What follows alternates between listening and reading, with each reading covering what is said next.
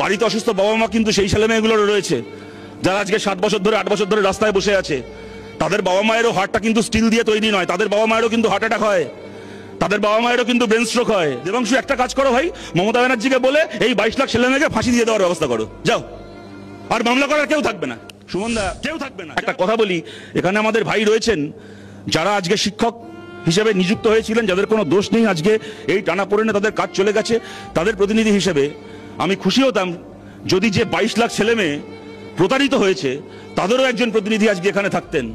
তাদেরকেও যেন আমরা আমাদের এই বিতর্কে, আমাদের আলোচনায় ভুলে না যাই। বাড়িতে অসুস্থ বাবা মা কিন্তু সেই ছেলে মেয়েগুলোর রয়েছে যারা আজকে 7 বছর ধরে 8 বছর ধরে রাস্তায় বসে আছে। তাদের বাবা মায়েরও হার্টটা কিন্তু স্টিল দিয়ে তৈরি নয়, তাদের বাবা মায়েরও কিন্তু হার্ট অ্যাটাক হয়, তাদের বাবা মায়েরও কিন্তু ব্রেন স্ট্রোক হয়। সবার ব্রেনে কিন্তু মমতা বন্দ্যোপাধ্যায়ের মতো সিপিএম বোম মারেনি, তাদের বাবা মায়েরও ব্রেন আছে, তাদেরও কিন্তু ছোট ছোট ছেলে মেয়ে রয়েছে, তারাও কিন্তু স্কুলে পড়ে, তাদেরকে